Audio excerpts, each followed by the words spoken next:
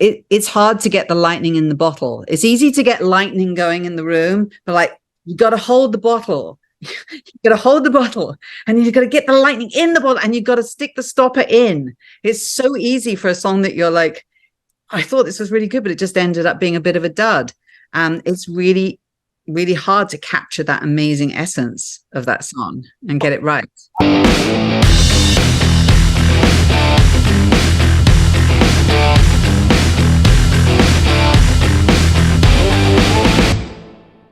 Hey, it's Chris Sernel, and welcome to another episode of No Smokin' We're Rollin', the podcast where we do a deep dive into the creative process behind songs that I love. Today's guest is a singer, songwriter, producer, artist, member of the mega hit songwriting and production team, The Matrix. She's a multi-Grammy nominee, Golden Globe nominee, multi-Juno winner, Songwriter of the Year, Producer of the Year. She's written songs that have sold multiple tens of millions of copies, billions of streams. She's made hits for artists like Avril Lavigne, Shakira, Enrique Iglesias, Jason Derulo, Jason Mraz, Britney Spears, Rihanna, Bebe Rexha, Ricky Martin, Dua Lipa, Korn. I could go on for 5 minutes, but I won't. She's also a ballet dancer, a mom, and an absolutely wonderful person. And normally on this podcast, I focus on a single song and go deep on that. But this woman is such a legend and just has too many hits that we can't not talk about multiple songs. Here to chat about several of her smash hit songs is my friend, Lauren Christy. Welcome, Lauren. Oh, thank you so much. Wow. I'm exhausted just listening to that. Thank you so much. Did I get it all right? You did. Yeah. Thanks so much for having me. Thanks for being on. So on a personal note, we were just talking about this off camera for a minute. A lot of amazing things have happened in my life around Avril Lavigne. I've seen Avril in concert more times than any other artist, which is partially because she toured with Butch Walker a lot and I was a big fan, but I've seen her more times than anybody. And one of those times was in Las Vegas. I was with my then girlfriend, now wife, and I had an engagement ring in my pocket and planned to ask her to marry me at dinner after the show. So show's over, we get to dinner, the ring's burning a hole in my pocket, and I'm like, okay, I got to do this. I got to get it done. This is just getting stressful now. 5 minutes later, Avril walks in with the band. There's, 10 of them or something with the crew, sits right next to us. And we're kind of talking to him. And I met, the show. I'm talking to the guitar player who I think was Evan Taubenfeld, who I now know. Yeah. And I'm like, do I do this? Do I make this an Avril Lavigne moment? And I decided not to because I was like, this could backfire so badly. I don't want to take the chance. Right. I did subsequently ask her to marry me later on that night, and it worked, and we're married, and it's all good. But wow. Anyway, so thank you for helping create Avril Lavigne and her hit songs, because my life would not be the same without her. Oh, thanks, Chris. That's amazing. Just a couple bigger questions that I have about the time with Avril. How did the Matrix even get started and get connected with Avril in the first place? Was it just like another session thrown your way? Was there more to it? Yeah, what happened was in 1999, we all decided, the three members of the Matrix, that we would quit being artists and go behind the scenes. And so we'd been at it a while, about a year, and we were having a little bit of success. We had Christina Aguilera's Christmas record, Ronan Keating. We had all the B-sides to all his singles, or we thought we'd just made it, and we were working pretty much 5 days a week. I had a new baby and I was pregnant with another one, and we were working 5 days a week, and pretty much, it was a lot of work, and juggling, taking milk back to the house to my mum to feed the baby, and then running back to the studio. So anyway, we get this call that, this artist is coming to town and will we work with her? She's only 16 years old. She's been signed for a couple of years, not quite sure about the direction that they have her going in. They're not quite sure that she likes the direction. So would you have a go? And so she came around to meet us, and looked like she was kind of in a bad mood the first time we met her. And we soon found out that she just was, just didn't want to do anything sweet. She wanted to rock out. She played a System of a Down, and we were like, whoa, this is so fucking heavy. How is she going to do this gorgeous girl? And she's also like super badass too. I've told this before, but she has like melted toothbrushes in bangles all the way up her arm, and just had a vibe about her. And she had, her hair like in braids. All of it was in braids because her hair was like beautiful, long, curly hair, and she just wanted it in braids. So we met her. We said, okay, we think we could do a little something. And I was thinking like my last record that I did was called Breed. And it was kind of Alanis Morissette, Nirvana-ish, bad girl. And I thought, yeah, I could see her going in that direction. And so we set up a writing date, and I think it was in a couple of days' time. And it's basically, it's a normal thing for the Matrix. We would get together a couple of hours before and just kind of like jam out some chords and maybe a few basic things, but nothing too much. And then she came over that first day, and we had this idea for this song, Falling Down, pretty much like knock that out. Avril's a great writer, and at 16 she was really good, and she was really opinionated about what she wanted too, which was it's very helpful, obviously.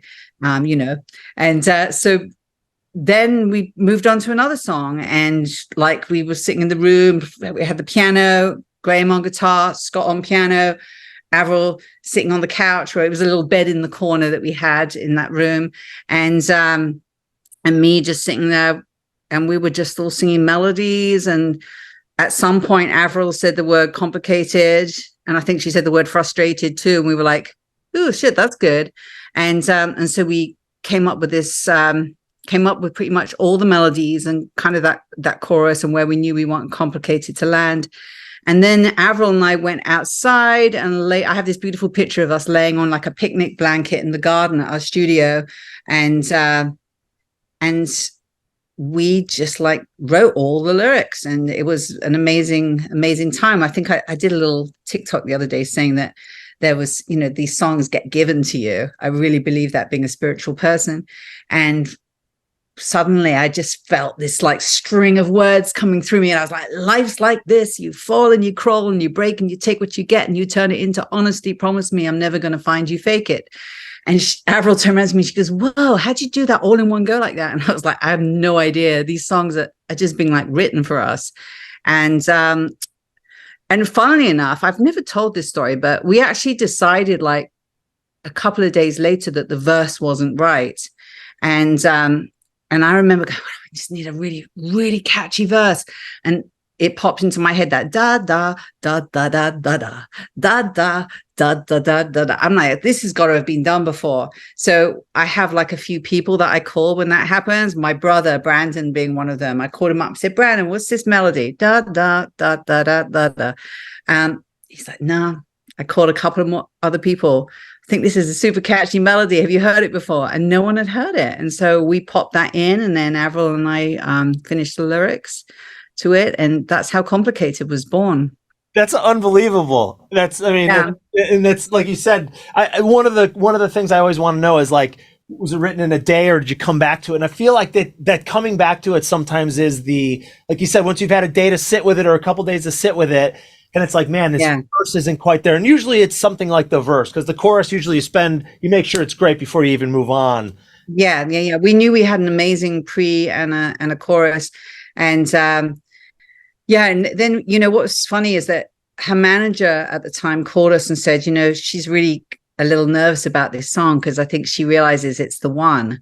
And so he said she just really wants to like practice it and practice it and practice it. So I was like, all right, she's 16. We're going to have to do a lot of vocals with her.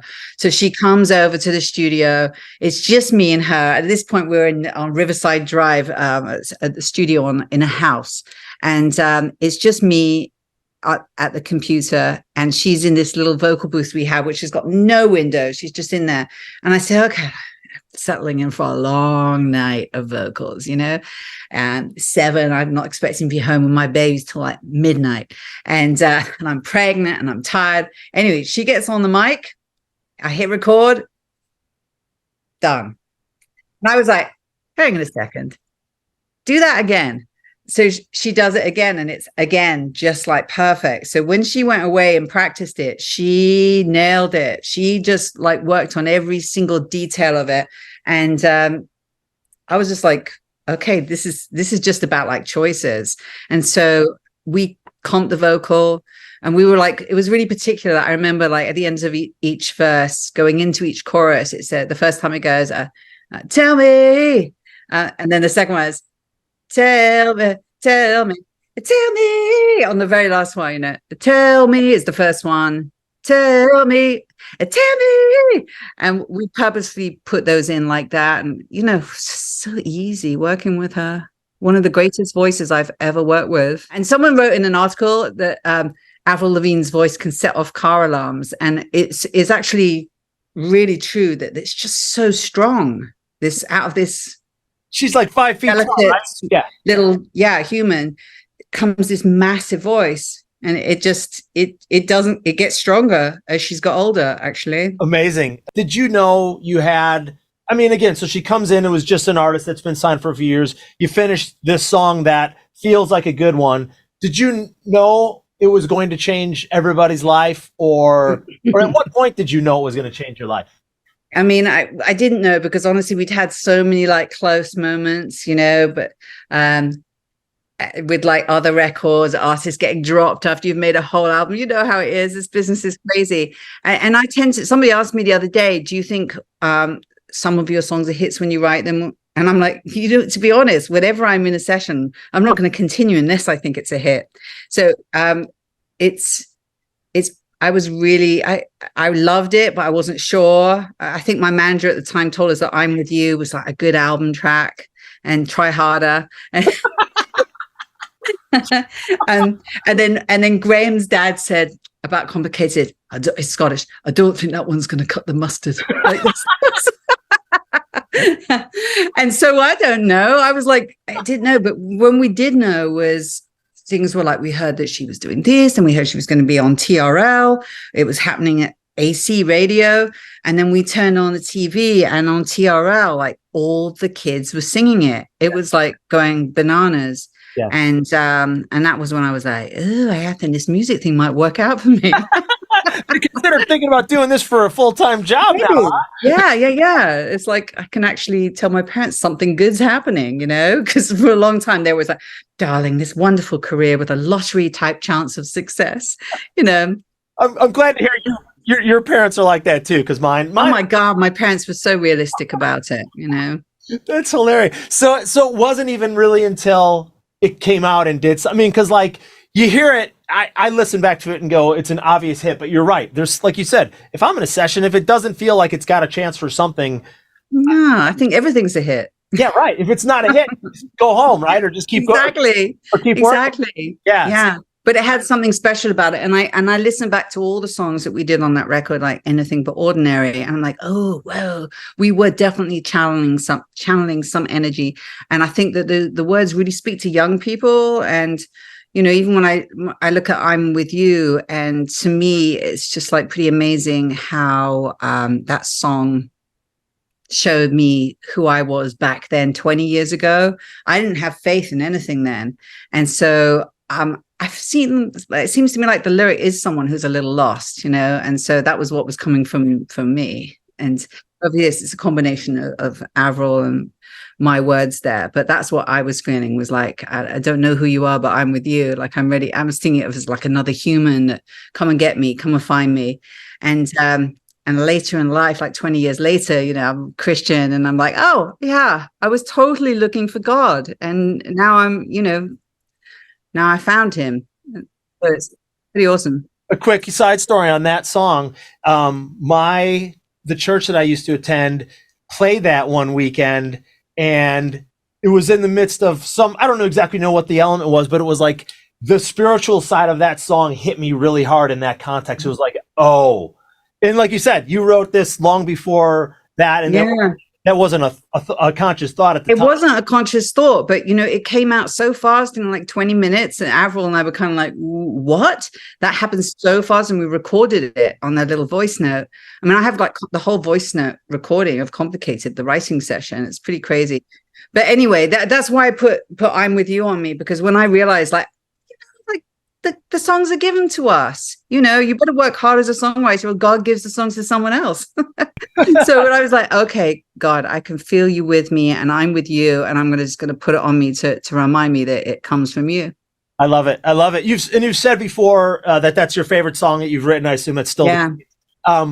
What is it? It's probably what we're talking about, but what is it about that song that, is it always been your favorite? Did it change to become your favorite? Like you said, it took time maybe to really find the meaning of what it was, or? It definitely took me time there's just something about it. When I sit at the piano and play it, I'm like, this really resonates with me. Life is hard, life is challenging. Things are going to come up. Right. And, you need God in your life. It's so funny that I feel like God used us to write this song about needing him and looking for him. And I just wasn't aware of it. So Complicated comes out, and how does your life in the Matrix, like, how does your life change?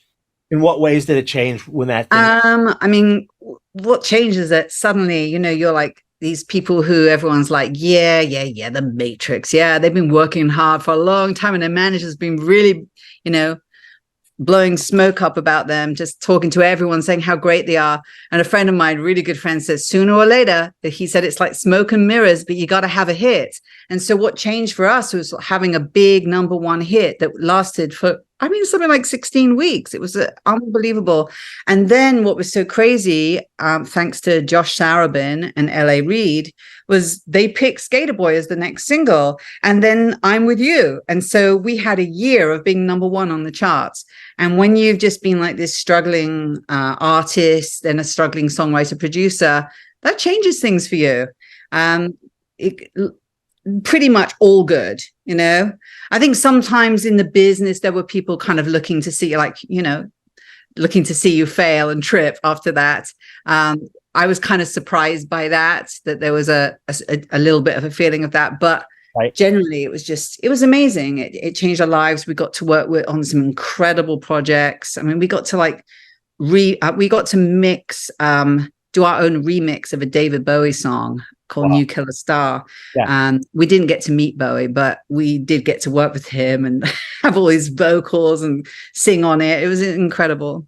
Yeah. So a lot of good stuff came from it. A great opportunity and for the rest of our lives. It probably shifts from saying yes to every little project to I need to say no to 90% of the things just so I can focus on the important stuff. But there was a point when we were sort of getting pigeonholed as the people who did female pop stars, with Liz Phair, Hilary Duff, just so many Lilacs, just all these people that we kept working with. And then finally, that's why we took a left turn and worked with Korn. But maybe this is a good time to talk about Korn.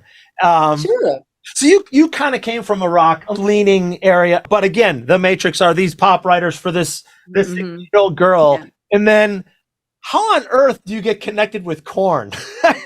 Well, actually it was Korn had decided that they were on their 6th or 7th studio album. Yeah. And they were between record deals. And I think they just were like, let's just try some crazy shit. So they were like, I think they worked with Linda Perry, Glenn Ballard.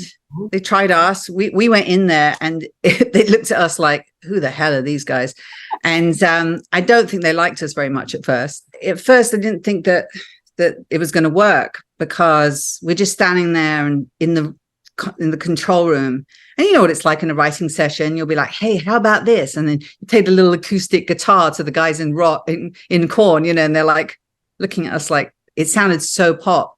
So then we went, what are we going to do? So we suggested that they go in the other room in the live room, and that they just play.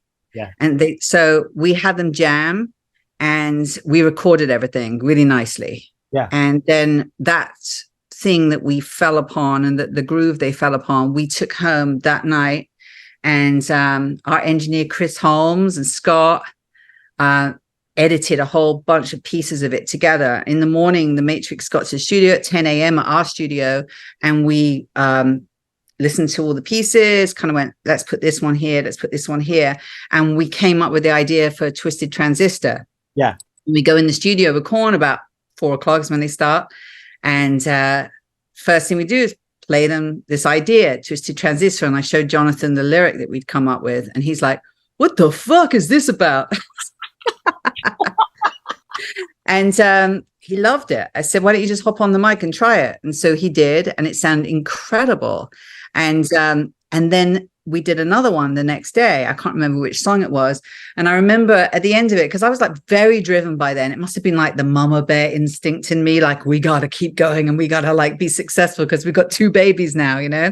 And so I said to Jonathan at the end of that session, I said, Jonathan, we have got 3 weeks off. We have a vacation coming up for 3 weeks. Our manager never gave us a vacation. And I said, we have 3 weeks coming up. Do you want to like do some more stuff? And then he said, well, I'll think about it. And I was like, oh, that's nothing. He calls me later that night. Actually, our manager, Sandy, called us and said, guess what? They want you to go in the studio for 3 weeks with them. And I was like, oh my God, there goes our vacation. But I did ask for it. And so, and it was okay because it's like, we just made a vacation at home because they didn't start. Normally it's like 4 or even 6 or even 8 at night. We'd start with Korn. So I had like the nannies come at night or my mom at night. And then I would go down the studio and it was like a scene. It was so fun. They had like a full barbecue going every night. And just outside the studio in the car park. And so we all be sitting out in the car park in little fold away chairs. And I had this super fly black Jaguar. And I remember that we'd sit in the room and Jonathan and Graham and Scott and I would come up with stuff. And then he'd say, yeah, I like that. Then I'd go and sit in the Jag and I'd like, just like kind of flesh out the lyrics or change some of the melodies. And it was just like this conveyor belt. And so after 3 weeks, we had 23 demos. And that was what got them signed to the Live Nation deal that they did. I mean, what's so surprising is Coming Undone is their second most popular song after Freak on a Leash. Right. And I remember that so distinctly, us working on that. You know, it's probably one of my favorite things I've ever done. I love that. And I love that they weren't too proud to take a chance with a pop group. Yeah. I mean, I have to say Jonathan was like super involved in everything. Totally. And so is the rest of the band. It's just awesome. Jonathan's a really good friend of mine, actually. You know, I knew his kids when they were babies. He knew my kids when they were babies. We had like parties around at his house with Chris Angel being the magician. It was pretty amazing. And I've worked with him ever since on his solo records and the last Korn record and the new Korn record that's coming up. We're going to start working on. And, you know, Jonathan like kind of steers the ship. So wherever we're going, I'm there, you know.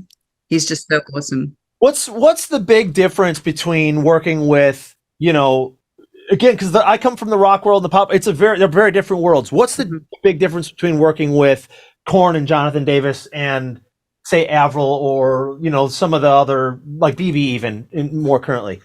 I mean, I think the main thing is it's a real band and it's really important, like the sound of the guitars, the sonics of the whole thing. Yeah.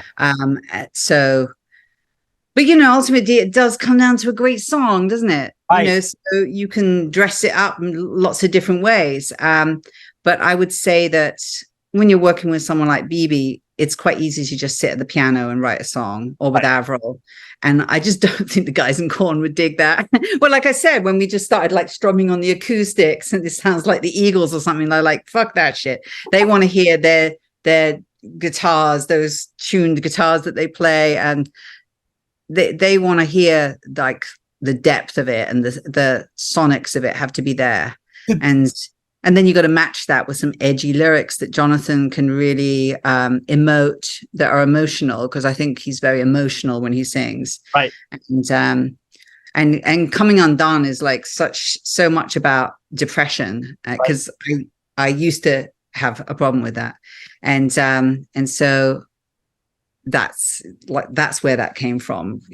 We both totally related to that. The black dogs have come again to get me. Right. You know? Right. Musically, did they have, because like, were you guys involved with the guitar riffs and stuff like that, or did you kind of leave that to them and you guys just kind of came in and like, let's talk melody and hooks there? No. I'm always involved in the Okay, everything. Hooks musically, because I think that it's just as important. So on like that, da da da da da da da da. That's right, da da da da da. Deliver it to myself, da da da da da da. Died. Like it feeds into the melody. It's part of the melody, as far as I'm concerned. You're the coolest songwriter I know, because like Korn and like it's so mind blowing to me and so awesome. I've been a Korn fan for years. I didn't know that you wrote a bunch of these songs. Like I'm like, Hold On is one of my favorite songs by them. You wrote that. I didn't know that. Start the Healing, which is newer. I assumed it was like more just that Matrix stuff and spread out, but those are your songs. Yeah, on the last record. And then probably one of my favorite songs I've ever written is What It Is on his solo record. Sure. I love the video. I love everything about it.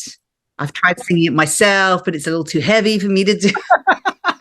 It's interesting listening to the songs that you guys, that the Matrix and you wrote on, because they do work on a piano. I mean, there's riffs and stuff like that, but it's probably a case of you elevating him and him elevating you, and it keeps getting better. I honestly think some of their best stuff is the Matrix stuff and the newer stuff that they've done, unlike most bands from that era, where, right?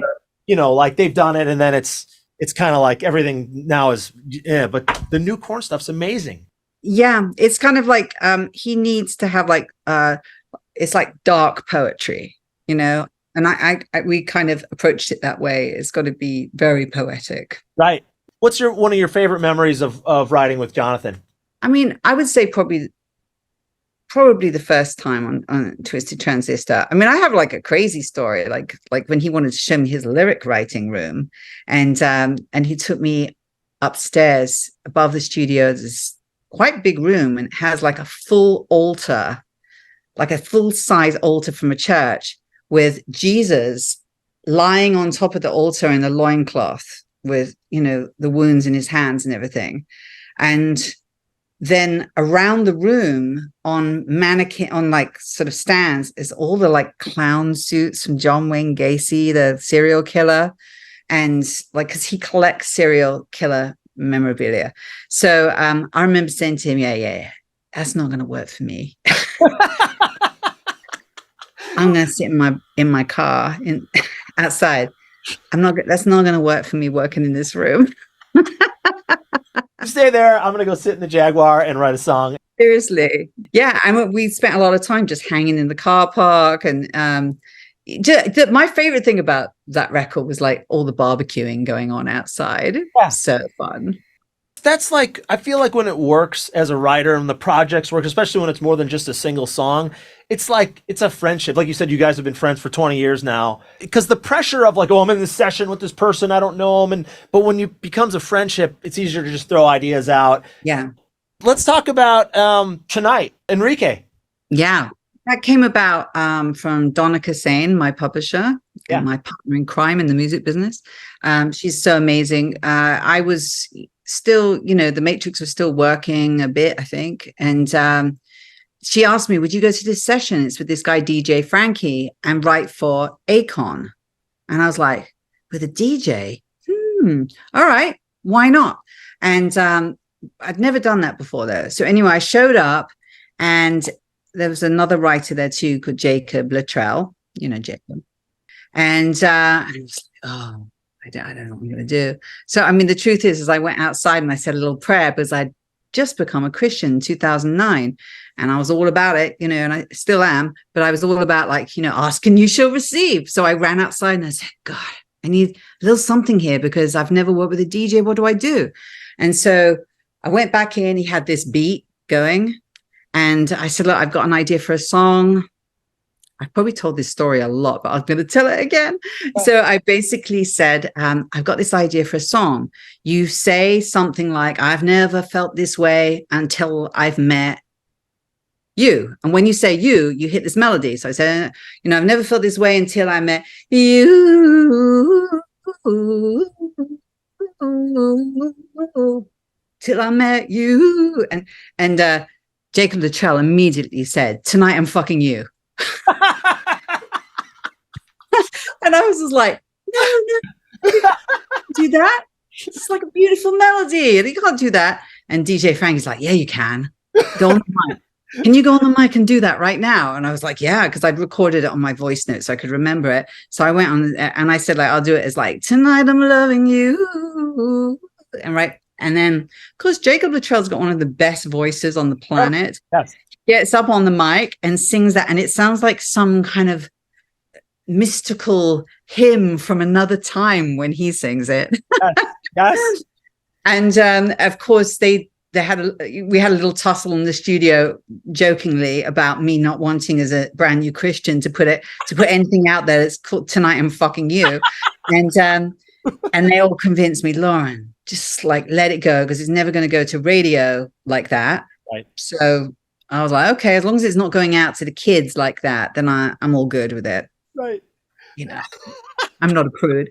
And so this is the fastest song that's ever been a hit for me. Basically, as soon as they delivered it to Mike Caren, David Guetta wanted to do it, and with Lady Gaga, and as a duet, you know, a collab. Yeah. And then Akon wanted it too. Yeah.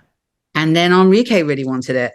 And so I think between Mike and DJ Frankie, Enrique, I think he schmoozed DJ Frankie and flew him on a private jet to see the Dolphins game.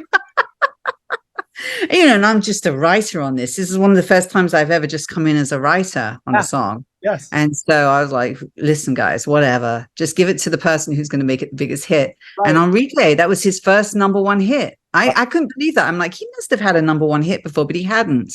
And so 3 weeks later, it was like almost #1. It came out 3 weeks later and like went straight to #1 all around the world. Incredible. I have so many questions and my mind is so blown right now. Yeah.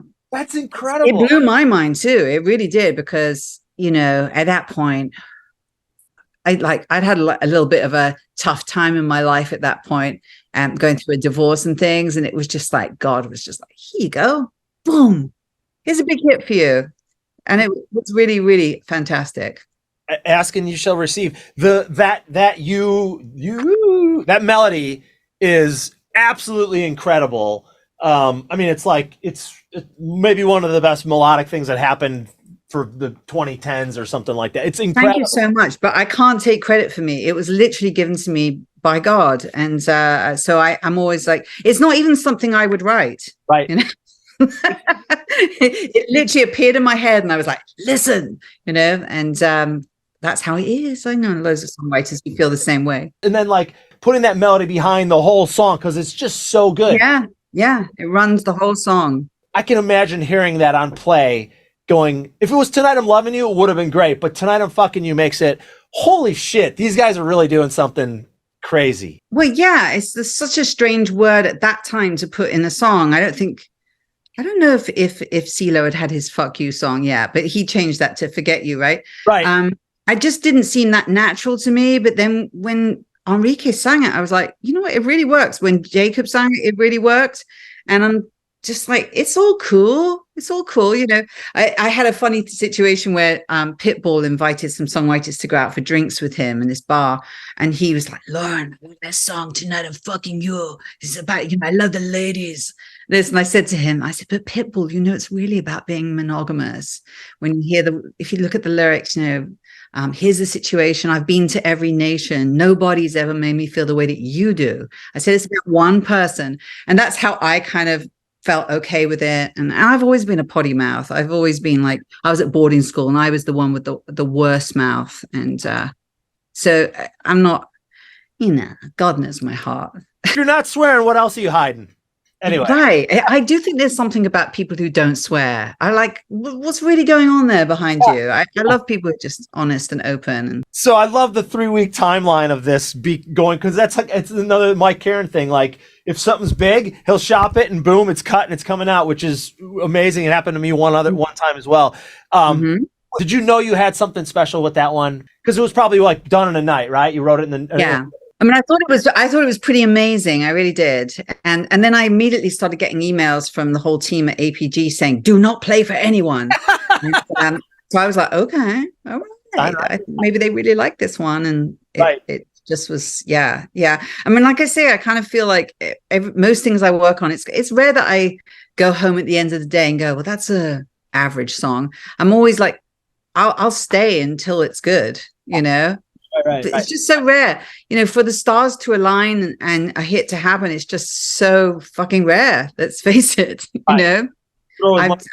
I feel so blessed to have had some hits, you know. I don't want to speculate, but I may a little. But this song seemed to maybe change your life again, right? Like it almost was like a new, you know, again, this sort of aggressive male pop song, and suddenly, you know, like moving into the APG world is a whole new thing. Yeah. I had a lot of fun down there at APG. I had some success. I had Jason Derulo's I Only Miss You When I'm Breathing, which I did with Jacob Luttrell again, and Julian Bonetta. And I believe it was DJ Frankie again. It's a long time ago, but I had some really good stuff happen through APG. It was like a sort of a bit of a reinvention of myself, of like realizing, oh, I could just be like a butterfly and I could just like float from flower to flower if I'm just a writer. And then the penny dropped real fast that songwriters don't get paid anything. So I was like, no, back to that producing thing that I do. Since how all my success came from producing. And so it was very fast that I stopped just being a writer. Right. That's an interesting dynamic, because I think even when I signed with APG, I was always a producer, but I always kind of considered myself a writer. And I realized real quick, it's right around the same time, like the 10s, the 11s, something like that. Like, songwriters don't make money. Like the producers are, you know, like especially if the song doesn't become a single or a huge hit. And if you get a top 10 single and it's a worldwide smash, then that song's going to be synced as well. So you're going to make, there's still money at top 40 radio, but it's always like, it's like the sperm getting to the egg, getting a top 10 single. And it's not something that I want to spend a lot of time thinking about, because every song I write is like something that just feels like a gift to me. And I try to just look at it that way, like every song's a gift. Right. But for new songwriters, I don't want to lead anyone up the garden path to say, hey, come into this business and be a songwriter and you're going to get rich. It's like, if you have like a big single, you might make $500,000 over a lifetime on that song. But you're not going to get rich. You better have master ownership in some way. You better have percentage points on it. And you better hope it really blows up, or those mean nothing. Right. I pivoted to sync and movie and stuff quite a bit, because it was like, and it's more fun. I'm the artist on these projects with people I'm working with. And like, you have master ownership and sync ownership and publishing and pieces of things. And it's like, wait, I can actually be a middle-class songwriter. Yeah. It's a kind of a rare thing to go for that top 40 thing. It's like trying to, I don't know, what's the big horse race they have here? Kentucky Derby or whatever. Yeah, exactly. Yeah, I don't want to be always going for the Kentucky Derby, but you know, every song's a hit, really. You know, put your heart and soul into it. It's a hit to me. It's a hit to God. No, right. And I think that was something that for me was hard to like step back and go, I just, my validation was always based on what Mike Karen thought about my songs. That hard to get used to for a while for me. Like, wow, I used to think I was writing good songs. Now maybe 1 out of 10 get past them, or 1 out of 50, you know, and it's. I mean, kudos to him. He's a hit maker for sure. But I always just think back again to my manager saying "I'm With You" was a really good album track. So I listen to myself. I mean, amazing. Bebe Rexha, Me, Myself, and I. Huge. My kids love this song. They play it all the time still. Tell me a little bit about the process on you know, getting connected and then writing that one. That was, you know, Bebe and I have just done so much work together. From her, like one of her first singles was "I'm Gonna Show You Crazy," and we would just be in the studio constantly. She'd almost invite me to every session she went to. So this was just another session with these guys, TMS from England, and one of the guys from TMS, he sat down at the piano, beautiful grand piano. We're in a house up in the hills. It's a studio house that's a lot of people work at now. Super modern, looking over the whole of Hollywood. with a pool and everything. It's beautiful. And so we're just sitting in the studio part, looking out over the pool. He sits at the piano, and we started this verse. And the verse, of course, is not on the record. But it's like, I've seen better days, better times, my better towns. My love was all used up, and it gets me down. Can't seem to get it right. This crazy life, broken promises. Now I realize, ooh, it's just me, myself, and I. So we had that verse, and then really how that went down was off the verse, I popped the ooh, it's just me, myself, and I. Solo right until I die, because I got me for life. That came out from me, and then I was like, but is it good enough to be a chorus? And then Bebe goes, how about, I don't need anything to get me through the night, right? And it's like bigger than the, woo, it's just me, myself. So I feel like when Bebe and I write together, it's like a kind of a dance off of melodies. And the TMS guys were there, and we started putting it together. And it was one of those moments where, you know, like, I think things are good, but then suddenly all her team was there dancing around the studio. And I was like, oh, all right, well, they think this is really, really good. And then didn't hear anything about it for ages. And then Bebe calls me up and says that she met G-Eazy's manager, played it to him. He said, that's a big song.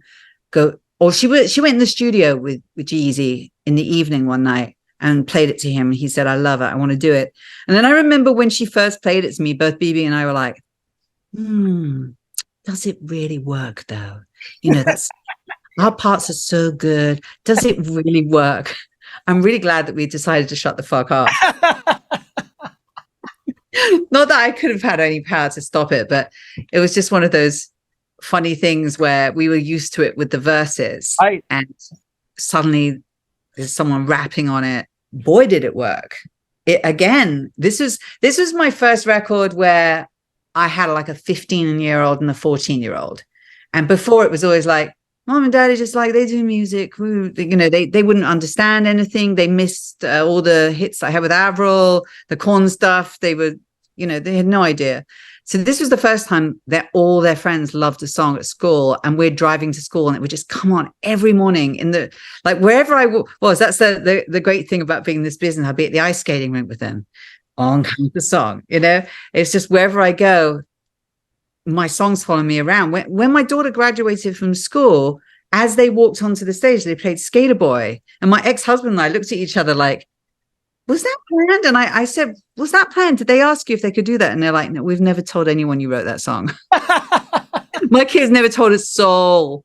And so it was just, it happens. And so me, myself, and I was that song when it was the right age for them to suddenly get, oh, this is what Mom and Dad do. You know, they write songs. And I was really proud of it because I thought it was a good message. You know, you're going to be all right. Yeah. You know, that you can get through anything. You don't really need to hold anyone's hand. That the fire in your soul is, to me, faith. And so it's actually my biggest streaming song. It's over 1 billion streams. Amazing. Incredible. Yeah.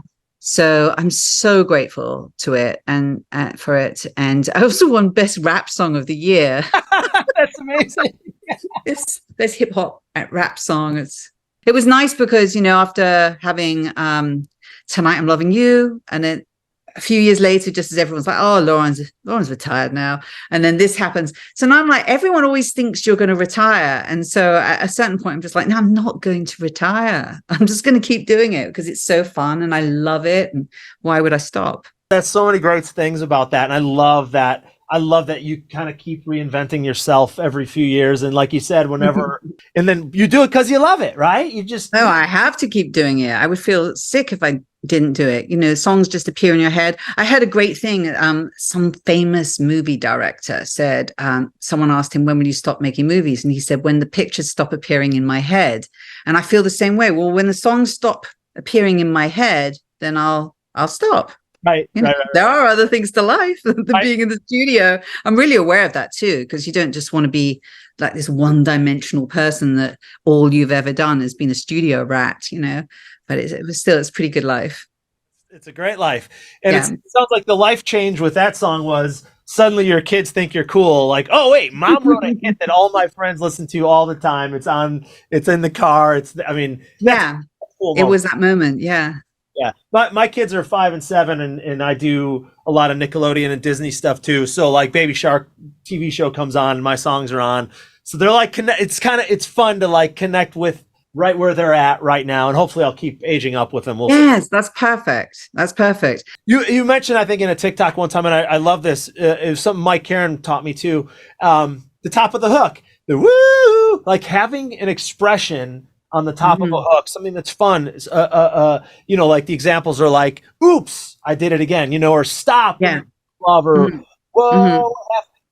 I just love that. That's such a great tip for writers. Like, give something fun right on the top, right on the bottom, right there, and everybody can sing along with it after the first time they've heard it. And especially if it's non-lyrical or just like a single word. So, when you reminded me of that, I'm like, oh yeah, that's one of my favorites. And I'm like, I haven't done that in a while. I need to. Yeah. You mentioned the song. Obviously, it changed quite a bit. Did they change the production completely on that? Did the whole thing change, or was it like just strip? Was it? Yeah. Oh yeah. It was very different. Very different. But what was interesting is that melody that we'd done, I've seen better days, better times.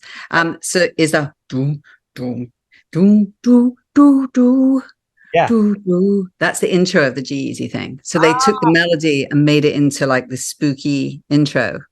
It's before cool. He starts rapping. One other song that I love that you did that I just found out about like 2 days ago is Why Can't I by Liz Phair. That was like, I love that song. I remember I have like specific moments in the car. I don't know. I was probably like a teenager or something. I don't know, but I love that song. And I mean, I always thought it maybe had a little bit of an Avril vibe. And then literally I just was like, oh Lord. I love that song too. I got to give credit to Graham, my ex-husband. He had those like, like he very much drove all the melodies on that song. And then we, did the lyrics to it. It was pretty easy to put the lyrics to it. And I love that it was in that movie 13 Going on 30. I get to see it forever in that scene. Yes. I really love that song. To me, it's funny. I love it, but I also, as a Christian, I have a problem with it. I didn't dig into the lyric. I'm trying to but because the lyrics in the first verse are like get a load of me, get a load of you, walking down the street and I hardly know you. It's just like we were meant to be. This bit here. Holding hands with you when we're out at night. Got a girlfriend, you say it isn't right. And I've got someone waiting to. All right. Back then that meant like I was all cool with that. Now I'm just like, ooh. Yeah. No, but then I'm like, it's so the way I've kind of made peace with it, because I love singing that song, is when you're in a bad, sucky relationship and you meet someone else that's in a bad, sucky relationship, and you know that those relationships aren't going to work out and that there's something cooking between the two of you. Absolutely. There's just an electric vibe that you meet someone, you're like, oh, someone who gets me. Right. I got to get away from this bad, negative relationship I'm in. Yeah, no, I think that works. And you know what, like when I always tell myself, if I look back at old things that I've done and written and I'm not embarrassed of some of it, then I'm not growing as a person. So it's okay. That's right. You grow up a bit and I'm just like, ooh, but I love some of the lyrics like that. It's an itch. We know you're going to scratch, going to take a while for this egg to hatch. I was like, woo, that was such a fun little way of showing a new relationship. I want to just some general songwriting questions for you. Can I fire away on those? Yeah. Good. Do you feel like there's any common denominator of the songs of yours that have kind of been hits or worked, or even just cuts you've gotten? Is there a common denominator, or is it kind of every time is different? I mean, I tend to think my niece says this to me, Susie. She says, Lauren, all your songs are spiritual. And so I do feel that there's a thread of spirituality that runs in that, turn to yourself. It's in you, you're going to be okay. This is how you break up. So yesterday, you're not gonna die. You're going to be okay. And so I feel that message kind of runs through most of my songs. Even Complicated, like chill out, what you yelling for, lay back, it's all been done before, stop stressing, relax. I feel like I'm trying to bring peace to people without knowing it, just like everything's going to be fine. And then I'm big on melody, earworm melodies, and stuff that just will drive you crazy. Because, I have so many people who talk to me over the years and they're like, Lauren, we don't give a fuck about lyrics. It's like, and there's somebody who's a lyricist. I'm like, what? Thanks. Yeah. But they're like, what really drives people crazy is the melody when they can't go to sleep at night. I can't get that song out of my head. It's normally the melody. So I actually think melody is more important. But then if you get that with just the most perfect, unique way of saying something that's been something we're going to all experience, but this has just been done in a slightly different way. That's where, like, kaboom, that's when a hit can happen. Yeah, the difference between like Mike Karen used to say, the difference between a top 10 and a number one is the lyric. Like the melody's going to be great. The melody's going to be great because that's what it's going to take to get there. But the songs that people are going to want to listen to are going to like unravel, and there's going to be deeper layers. The onion's going to get peeled back, and you're going to go, oh, that line, and it's hit me different this time. And won't get tired of singing a lyric that gets great and keeps kind of evolving and growing. And, right. I mean, think about like, you got a lot of timeless hits. Like those don't feel like snapshots in time to me. So there's a lot of like, that feels like that was 2000. Complicated or I'm With You feel like they could come out today and be a hit song, and I still connect with it as a 40-something guy now. So it's, like I was a teenager or 20 when it came out, and it still speaks to me today. So amazing. Oh, I love to hear that. When you start writing, do you and I think the answer is all the above, but are you a title person, a track? You start with the title, start with the track, start with the melody, all the above? Is there any? It's just happened so many different ways, and like all different situations I'm thrown into. Right. And so I like to be able to pivot real fast. I do, anytime I think of something interesting, I write it in my notes. I have a lyrics folder in my notes. Yeah. And so I constantly have maybe like 10 ideas. And so when I get to a session, it depends. If you go into like an APG session, they're going to play you a blinding track. And I've always joked that's like sex that's already started. And you're like, whoa, am I meant to like jump in? What's going on here?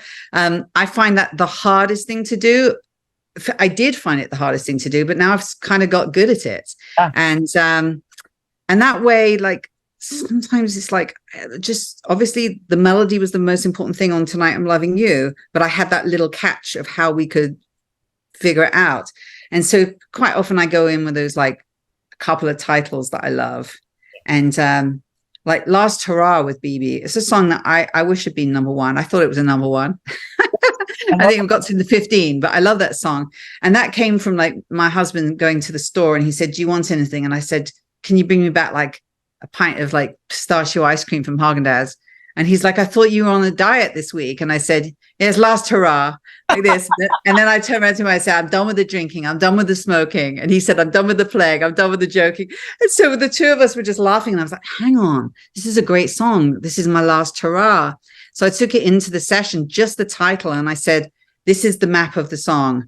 I've done all the this, I've done all that, and I'm done with it. But then, tomorrow's coming soon, so maybe we could just have one last go. And then I said, the hook starts with, this is my last hurrah. And we do like a hurrah, hurrah, hurrah, hurrah, thing like that. And I just explained it like that. And then I was in with some killer writers that day, Bebe being one, and Nick. Oh my God, I can't remember his name. He's amazing. And Andrew, I can't remember his last name either, producer on that song. And boom, it was just like we had the little roadmap. And so it was really easy to just put that song together. And so quite often it's the roadmap. Yesterday I did a session where, they wanted me to like really show up with something. And so that's really, really tough. Someone sent me a track, which was really awesome. And I'm like, okay, I got to come with some heat on a title.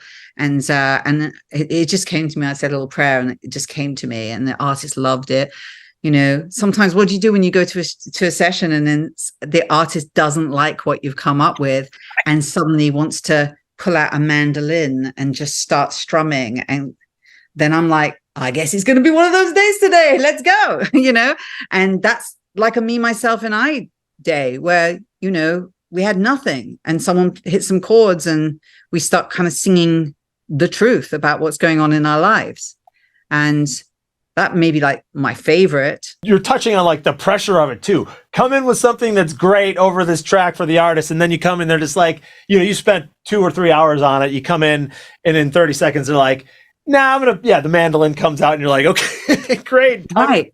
Or quite often, for me, the first thing that I want to say is, what do you want to do to an artist? Because it's rude, I feel, to show up with a song that you've already created, thinking of them. And so sometimes, the artists are brilliant and they have got an idea, but then often they don't, because they're exhausted and they've just got off a plane and they want you to have something. And so it's really nice to have a little hit idea tucked up your sleeve. I think it's respectful actually to the artist for you to have prepared a little something, because they're taking a chance on you, They're in like 100 sessions over the last 50 days too. So like, how many ideas they're maybe exhausted. Sometimes, they're just exhausted. But there's an etiquette, do you have anything that you're feeling right now? Do you want to explore that? Do you want to listen to some tracks first? Yeah, right. All different ways. My favorite way of writing that right now is just sitting at my piano, just me on my own, and just like coming up with wherever I feel I'm going. I normally have no idea. Yeah, I love that. And like you said, it's just, for me, it was always like the insecurity of, I'll have at least 10 ideas 10 tracks, 10 titles, 10 concepts, tracks from other people, right. Anything under the sun. And yeah, because you never know when it's the right thing. Yeah, you just want it to be a positive situation, whatever you're doing, whoever you're with, you want everyone to leave feeling great about it. So someone once said to me in a session, I'm like water. And I thought it was a really lovely way of explaining. You just flow wherever you're meant to. Right. If the artist wants to write the whole song on their own and needs help, just with you cheering them on, I'm going to do it, right. And that's it. I mean, like, I think a lot of people shoot themselves in the foot by being too rigid on things. It's like, just be cool, easy to work with, and willing to go with wherever it's going to go. And yeah, that's 50% of it right there. And just having a positive attitude about wherever it's going. Yeah. Some people don't do that though. Do you like to finish a song in a single session? Do you like to come back to it, or just whatever happens? I mean, I like to finish the song and get it nailed and a really good guide vocal down. And then if things have to be changed, it. I drive around listening to my voice notes. It's like after a session, maybe 2 or 3 days later, I'm like, I know exactly what that needs. Or that part's just not good enough. Or why didn't we do that? Why didn't we make the second verse the first verse? And so it's just great to be able to have the time to spend on things. And there has been times when like a song has been written over a month, like you start something and it's just like doesn't get done, and then the right time, boom, with the right artist, you're like, this is the one. Bring the half idea into somebody else who can. Yeah, totally. But ideally, and how I've been working the last few years is like hit and run, like in at like 12 songs written within about 2 hours, and then production is made over the next hour and a half, and then into vocals, and by 7 we're done, and we've got something. That's how Tonight I'm Loving You was done, and Me, Myself, and I. Just right. It's like, I feel like if you just drag stuff on for too long, people lose. And if you're rewriting, the fun gets taken right out of it for everybody. Yeah, totally. And ours, the artist, and yeah. And APG really was training people to do that, to be able to go in and like stand with the bat and just like hit a home run if you can. Right. All done, vocals, backgrounds, like it's almost like the record is done. It was a little brill building vibe they had going on for a while. Totally. I mean, that was always the vibe when I was there. And it's like, yeah, walk out with a hit and it's ready to go to somebody and cut it and come out 3 weeks later. Yeah. This is an interesting one. Do you enjoy the writing process, or do you enjoy having written a song? The writing process, it's a little stressful. Like, what am I going to work on today? Sometimes I've gotten better with it, but I feel like I like having written better than sometimes the writing process, which maybe I need to work on. But I mean, gosh, I get definitely very like sort of, I gotta go to work. And so I'm like, why am I, there was a time when I was first getting into the business where I was so excited when we started The Matrix. I remember like sort of singing all the way to the studio, and with my voice note recorder, I was like such a like eager, keen, top student, Yes. And as I've got older, I'm like, oh, I gotta go to work. I don't really feel like working today. I got nothing, and then I get there and it's like, oh, I guess we're all going to talk for a bit, and then what happens, I start talking and it's fun. Yes. Talking to your friends, because often it's really nice people, and then someone says, I've got this thing that's going on in my life, and then you're dealing with super talented people suddenly coming up with something cool, or I'll just sit at the piano and come up with some chords, and before I know it, I'm like, I love doing this. It's so great. And especially I love doing it with amazingly talented people. And there's almost like nothing like being in the middle of writing a song and everyone's meeting each other in that place. So it's exhausting. It's like going into labor and everyone's like delivering this baby, which is the song. And there's moments where it's kind of like, oh, I don't know about that. And I want to say to everyone, I don't really feel that, or this could be better. But I feel like it's like the navigation system is on for everyone in that room, if everyone's good. And it's really a very exciting process to see it take place. And then I come out and driving home, listening to that voice note or that little MP3 is so exhilarating. And I'll just like, my husband's like, oh, I can see it's been a day. And I'll be like, yeah, listen to this. And then I'll literally go into like the deepest sleep that night. And it's a wonderful thing. But I know what you're saying. It's almost better afterwards to be able to play it. But it's like you go back to that day of labor, and it's like still, oh, wow, I remember it. It was exhilarating, and it's hard to get the lightning in the bottle. It's easy to get lightning going in the room, but like you got to hold the bottle. You got to hold the bottle, and you got to get the lightning in the bottle, and you got to stick the stopper in. It's so easy for a song that you're like, I thought this was really good, but it just ended up being a bit of a dud. It's really, really hard to capture that amazing essence of that song and get it right.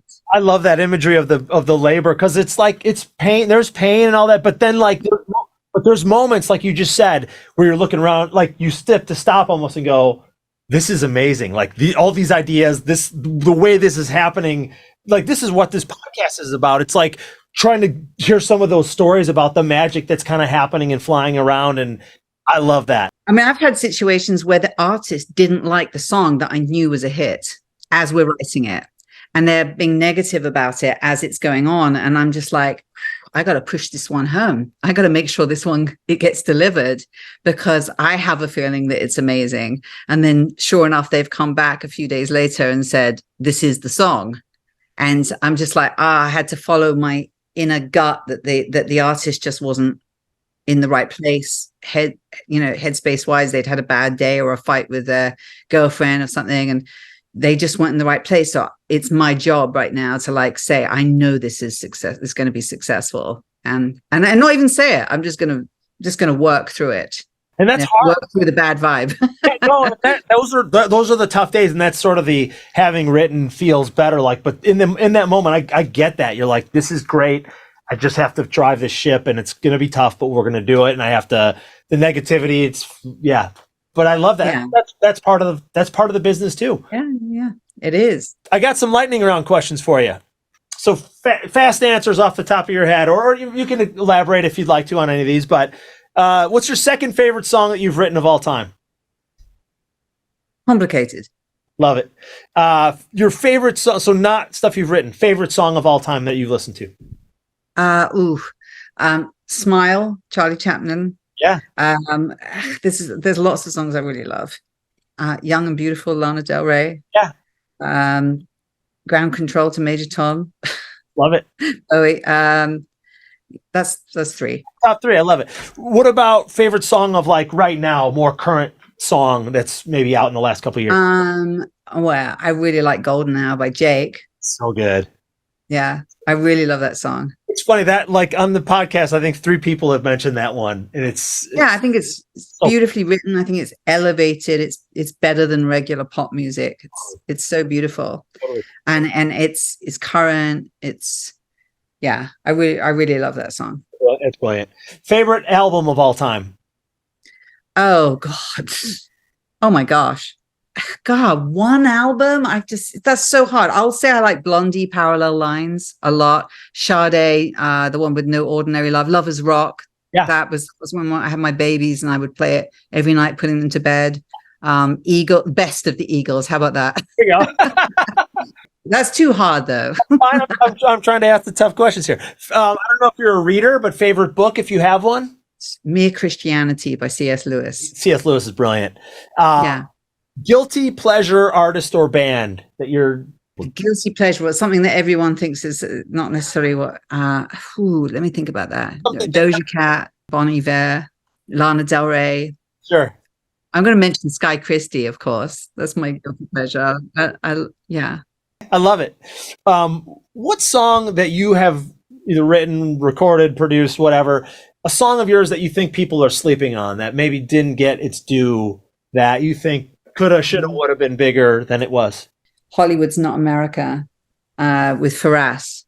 And it was back in a long time ago, 2003, 2004, and came out. It was going to be like the big going home song on American Idol. And then they decided that, hang on a second, we're not going to have something from Capitol Records as the going home song when J Records is doing all the music.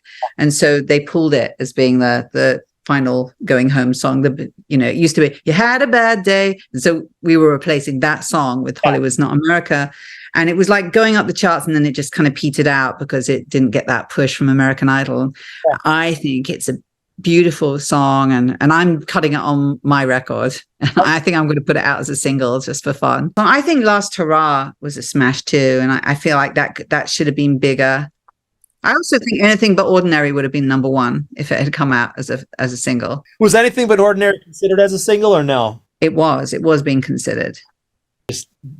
The stars didn't align for that one? I think so. And I think it's like The Matrix had like the first three singles. It's like, everyone move over. Like give we got four. Yeah. You mentioned your daughter SkyeChristie. Tell me a little bit about that. My two daughters, Georgia and Sophie. It's Georgia Christy and Sophie Skye. And Sophie's 21 and Georgia's 23 now, just turned 23. And so over the pandemic, they were locked in the house here with me and my husband.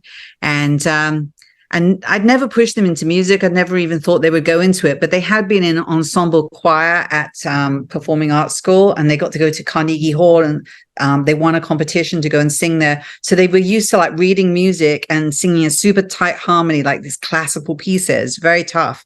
And so the next thing I know is during the pandemic, I'm hearing like them sing in the bedroom, like playing the guitar and like singing these songs, and they're coming up with these songs. And so then they asked me some questions, and Mommy, can we have like some like kind of hang sessions with you? So we go in the garage at night and we'd have a little shot of tequila and there's a piano in the garage, and we made it our little writing room, and we started like having fun. I mean, I would just like jump in on some of their songs and point them out of ways to get better as writers. And so that was about a year and a half ago. And then they started playing the TikTok game, and about October 13th last year, they got 20 million views of this song, Alice, that they wrote. I'm Not Like Alice. Yeah. And they got signed to Warner's. Amazing. By the president of the company, which was really awesome. And so now that they just got off tour with Jake, that's why I love that Golden Hour song, because I've just been listening to them on tour with him and listening to that song every night. And they just hit 6 million streams with their EP that came out, and 5 million streams on I'm Not Like Alice. And they're like, baby birds, but they're in the game and they love it. And they are so dedicated. They're in sessions every day this week, and just really learning their craft, and they want to have a life in this. And we're heading off to London on the 25th of September. They're opening for Manchester Orchestra. And like at this beautiful church called Union Chapel. It's like 1,500 people a night. And so they're living the dream. And it's really all you can ask for as a parent, that your own kids get to you know, like, to be honest, do all the stuff that I kind of dreamed of doing. And I gave up on it because it was like so hard. So I'm just like, God, please look after them and let them just live their dream.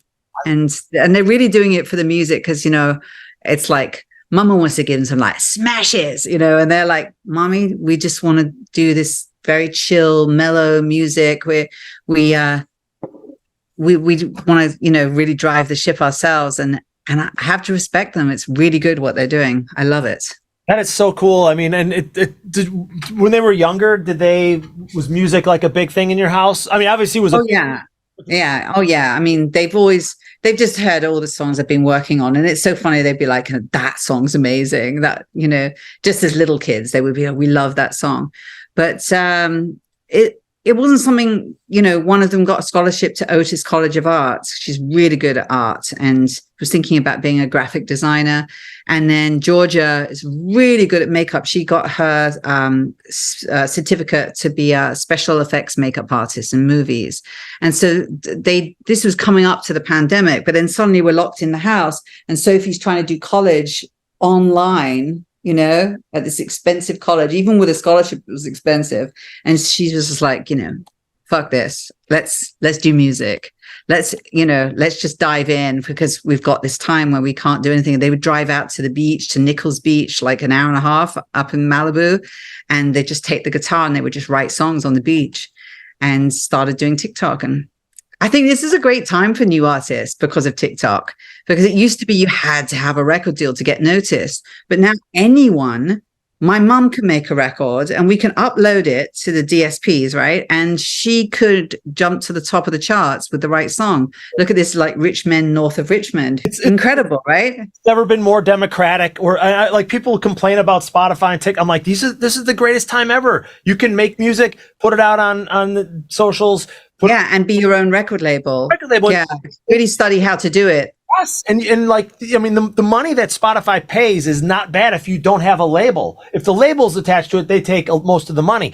If it's not, it's like you get like 0.4 or 5 cents per spin. Like that can add up over time. It's not. If you're the label, you get 70% of the money. Right. Yeah. So it's really great if you can be the label, and you know, if you do get a label involved, it's because you might want like big muscle to go to radio. And, you know, there's great things for doing it with the label, and great things if you just do it on your own. Right. So there's never been a better time. There used to be gatekeepers that would stop just, you know, me getting into the industry. Back in the day, I had to like find the right people and then get a record deal. And nowadays, anyone could do it. You can upload and be #1 next week. And that's the beauty of today. I love it. No, I think it's the best time ever to be putting out music ever. Yeah. Yeah. What are you working on? What are you excited about right now that you're working on? I mean, obviously I'm really excited about the girls, because it's just like so fun to watch them living the dream and be a part of it in some way. I'm not really producing the girls because I just really want them to like fly and be with the best of the best of the best that's happening right now. And so I don't want to like push myself to be in every session. And it's good for them to really learn their craft without me there. And so I'm working on my record.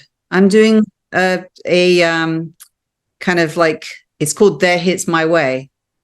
And I'm just doing like all the songs I've had hits with, and I'm going to do like part 1 I'm working on. It's like 11 songs, and that's taking some time. And between that, I have a beautiful artist called Rossi that I signed with Heidi Rojas. She's published by Hypnosis. And so we're working on her. She has a gig on Thursday night at the Universal Bar and Grill. She's a star. She's like the next Sade, I believe. And she already has millions of streams on her stuff. And we're doing that all independently right now. And I have Jen Bostic, who's my, you know, just my favorite. She's the queen. She's signed to my record label with a Christian album called You Find a Way. And our song Unsung is doing really well on Christian radio right now. And she's just the real deal. Like we could put her in the White House tomorrow to perform for the president. You know, she's the real deal. So those things keep me really busy. And then just, you know, people call me to produce stuff a lot. And so I'm busy working on different, mainly independent artists. Trying to think who else, working more with Bebe. That's it, really. I feel like I'm so busy. Yeah, no, I love it. And it sounds like you're choosing who you work with, when you work, and it's, with your kids like that. There's nothing better than that. Like that's the greatest thing ever, right? Yeah. No, it's the happiest time of my life. I went on tour with them and I was selling T-shirts. Can you believe? I love that. I was the T-shirt lady. It's just so much fun. Yeah, it's so cool. That's great. No, I love it, and I'm so grateful that you took time out of your busy schedule to talk, and I'm so happy for all your successes. And I love it when the good people win, and you're one of the best. So Oh, thanks, Chris. I'm grateful you wrote a couple songs with me. They didn't do anything, but that's okay. It was still. I remember those songs. They were really good. We thought those were hits. But the great thing about hits is they come back round again. Right. You can cut them like 10 years later. During the pandemic, I was telling people, I was like, I don't know that anybody actually needs to write new songs. They need to go through their catalogs and see all the hits that they have and figure out which ones can work and, and revisit them. And right. Like, I feel like most of my work today is people saying, do you have a song for me? And then I just go, yeah, I have a song from like 2017 that I wrote, which I thought was a hit. I'll send them a song. They're like, damn, that's amazing. And so I feel like, there's probably hundreds of songs on my phone. And why not? Why not? Pull them out, or readapt them, take the great hook and rewrite a new verse. Right. Walk in with here's the hook and show it to a new person. They're like little pieces of real estate, like little houses. Yes. And that's why I always tell like people that are writers, like it's an investment that can compound too. Like, that song will always live and exist, and you can either repurpose it. It might get synced. Like one of my big syncs that's happening was a song I wrote 10 years ago. That's like it's getting re-upped everywhere. I'm like, why is this happening? And I don't. Amazing. Right. Yeah. And I'm sure with the Avril songs, like even with her resurgence, I'm sure a lot of those songs are now getting recirculated. They are. Yeah. And Skater Boy is also my third favorite song. Just because those songs really changed my life. But Skater Boy seems like is even more relevant now. Like the skater culture just doesn't go away. And I hear people like just yell it in the street when they see like a skater boy. So to me, it's just amazing.